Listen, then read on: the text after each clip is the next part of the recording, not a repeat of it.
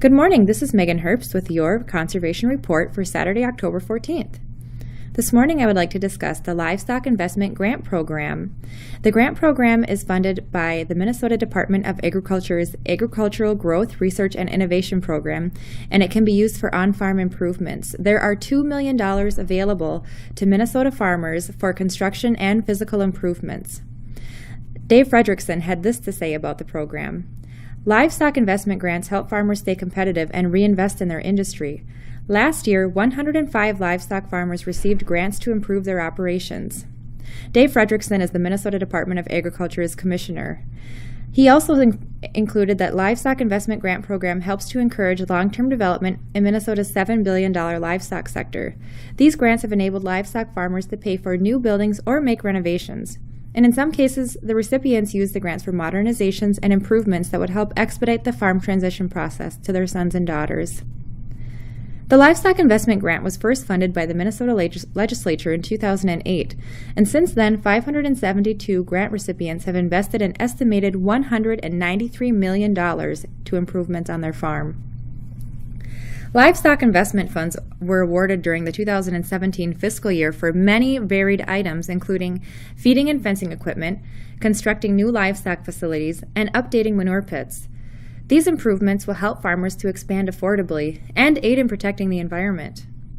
Farmers are able to use these funds in conjunction with other incentive programs, such as the Environmental Quality Incentives Program, or EQIP.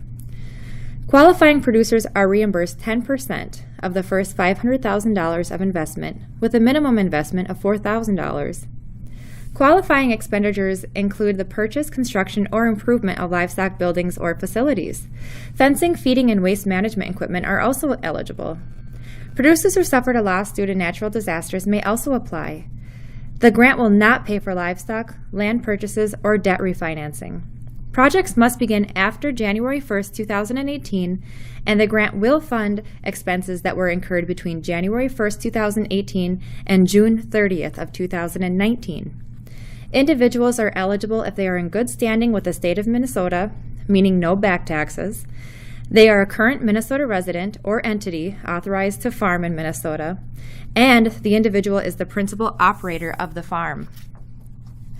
Past applicants who did not receive an award must reapply for the 2018 program.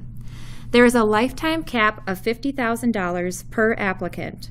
The maximum available per year per applicant is $25,000. Applications for beginning farmers, farmers transitioning into livestock, and those with a positive environmental impact receive priority. Details and grant guidelines are available at Minnesota Department of Agriculture's website at www.mda.state.mn.us/livestock investment grant. The application deadline is December 15th of 2017, and you must apply online. The second thing I wanted to talk about were the current soil temperatures. The Minnesota Department of Agriculture advises farmers and applicators to check soil temperatures and delay fall application of anhydrous ammonia and urea fertilizer until soil temperatures stay below 50 degrees Fahrenheit. The Minnesota Department of Ag provides real-time soil temperatures at 48 locations across the state through its 6-inch soil temperature network. Waiting until soil temperatures stay below 50 degrees before applying anhydrous ammonia and urea increases the availability of nitrogen to next season's crop and decreases the amount of nitrate that could potentially leach into groundwater or tile drainage.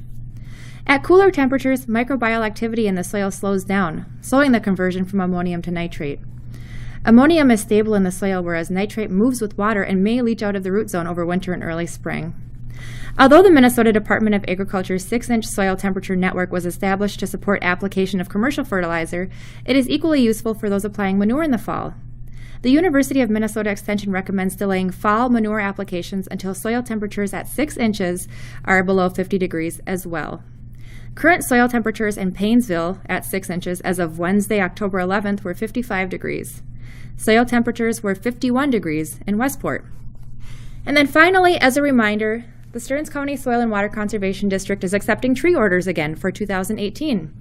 New this year, you can order online from our website, www.stearnscountyswcd.net/shop, or you can come into the office to place your order just like you have in years past. That's it for me today. This has been Megan Herbst with your Conservation Report. Please have a wonderful and safe weekend.